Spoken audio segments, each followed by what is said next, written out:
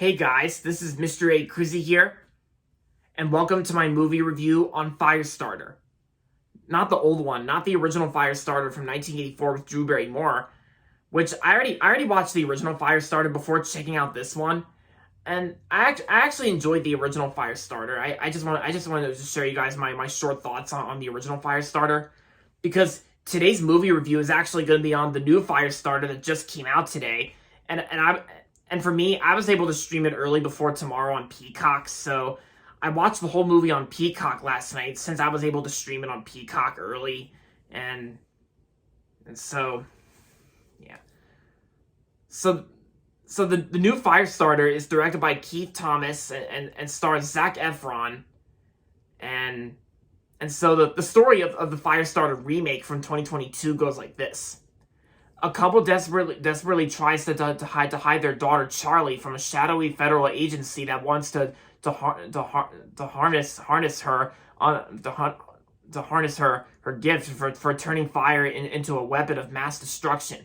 Her father taught her how to defuse her power, but as Charlie turns 11, the fire becomes harder and harder to control.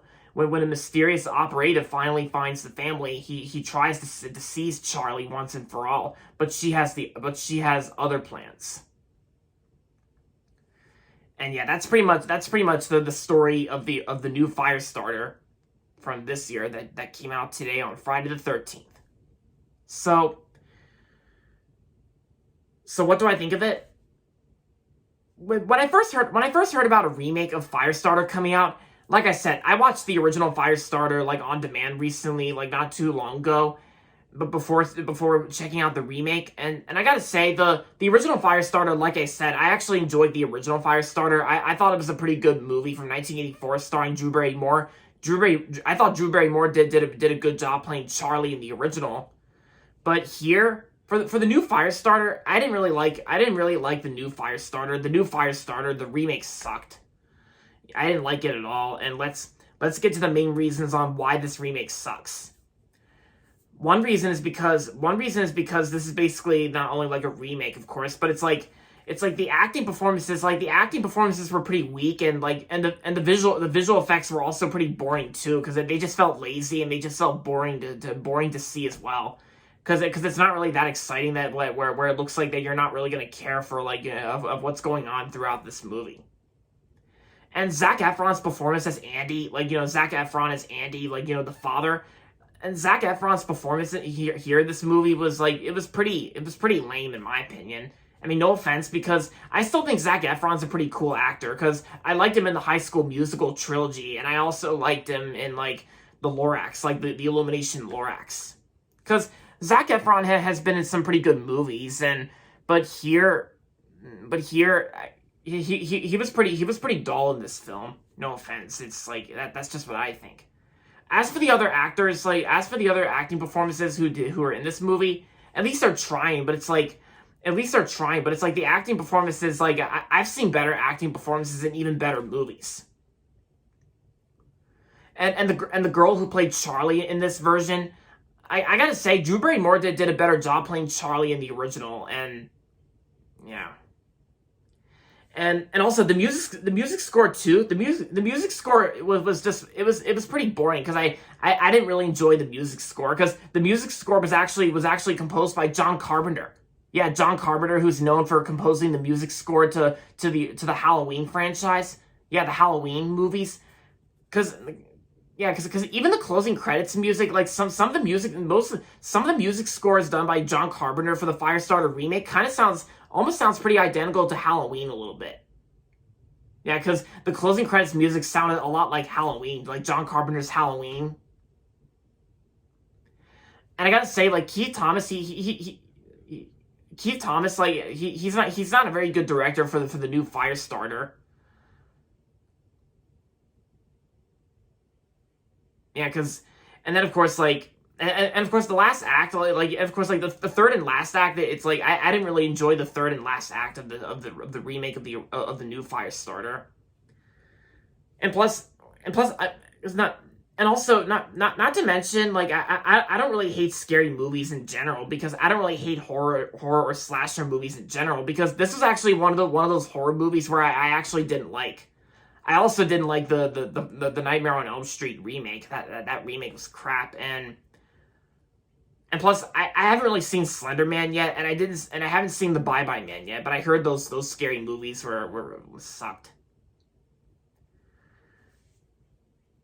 But yeah, so, and like I said, the original Firestarter is a lot better, and I'm actually glad that I streamed it on Peacock, because there might be some people who may go see this movie at their local movie theater, or maybe if they have Peacock, they can still stream it on Peacock.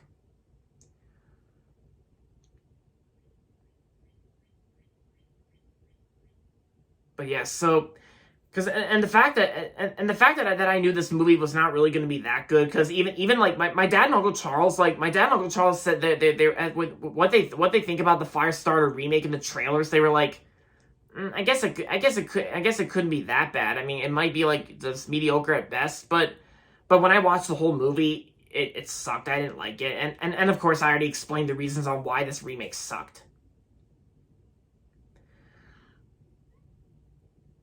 And it seems that I don't really have any. I can't really find anything good about this remake.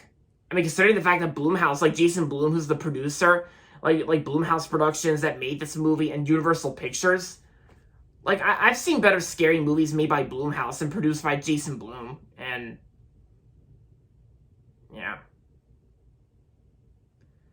yeah. So now that I explained everything, now that I explained everything on why this remake sucks, in my opinion, overall, Firestarter 2022 was a very bad remake to the original Firestarter, and I'm gonna give the new Firestarter 2 out of 5 stars.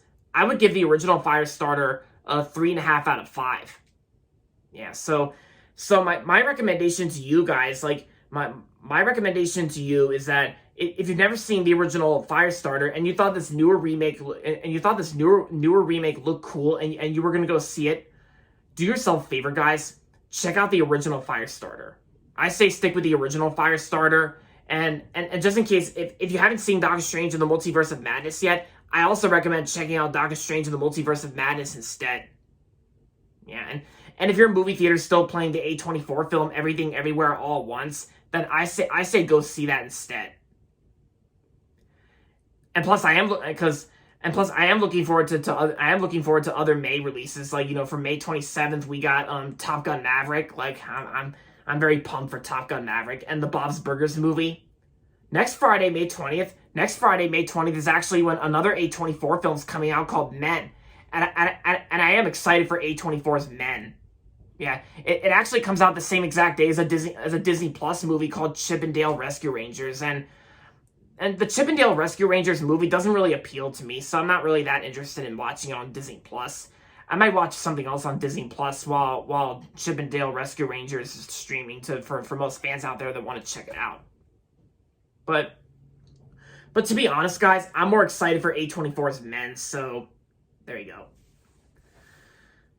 So there you have it, guys. That's pretty much my thoughts on the Firestarter remake, on why it sucked and why it's bad.